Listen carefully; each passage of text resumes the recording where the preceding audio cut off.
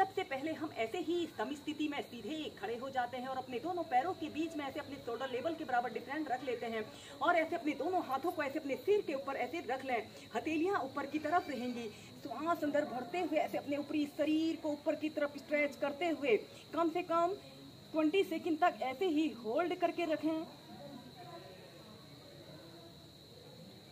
Exhale करते हुए नीचे, इनहेल करते हुए ऐसे अपने ऊपरी शरीर को ऊपर की तरफ स्ट्रेच करें और किसी एक वस्तु पर अपने ध्यान को केंद्रित करते हुए कम से कम 20 सेकंड 30 सेकंड तक ऐसे ही रुकते हैं।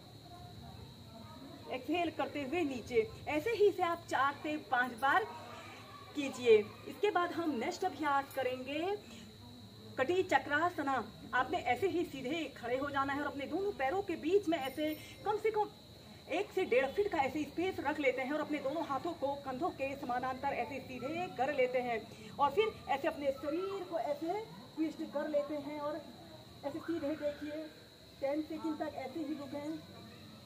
फिर सेंटर में आइए, फिर दूसरी साइड से। यह ट्विस्टिंग का एक बहुत अच्छा अभ्यास है। इसे करने से हमारे पेट से जुड़े समस्त विकार दूर होते हैं। सीधे ऐसे ही कम से कम इसे आप दोनों साइड से 5 से 6 बार कीजिए।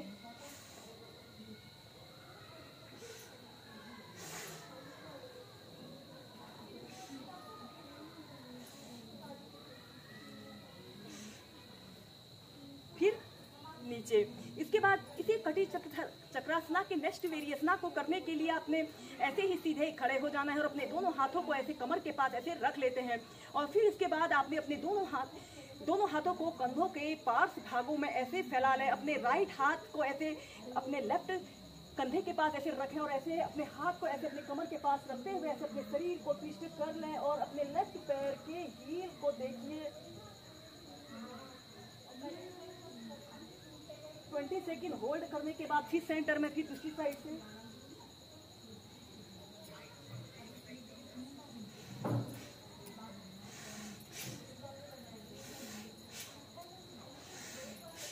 ऐसे ही श्वास प्रश्वास के साथ कीजिए।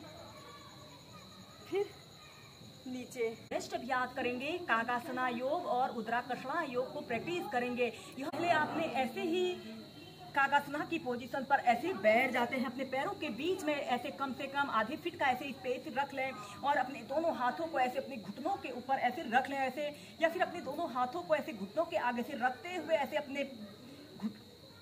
अपने पेट की तरफ, अपने दोनों घुटनों को पेट की तरफ प्रेशर देने की कोशिश करें और एक आरामदायक अवधि के लिए कम से कम 2 से 5 मिनट इस अभ्यास को आप प्रैक्टिस कर सकते हैं। या फिर ऐसे अपने दोनों हाथों को ऐसे अपने आगे से भी रखकर इस अभ्यास को आप किसी भी समय प्रैक्टिस कर सकते।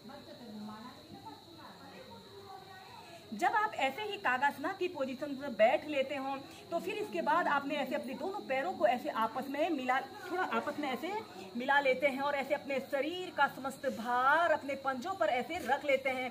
पंजों के बल आपने बैठना है, एड़ियां ऊपर की तरफ रहेंगी और फिर आपने ऐसे अपने दोनों हाथों को ऐसे घुटनों के पास ऐसे रख लें और ऐसे अपने घुटने को ऐसे अपने लेफ्ट पंजे के पास ऐसे रख लें और ऐसे अपने घुटने को ऐसे अपने पेट की तरफ प्रेशर देते हुए ऐसे अपने शरीर को ट्विस्ट कर लें। 10 सेकंड तक ऐसे ही रुकें। फिर सेंटर में आइए।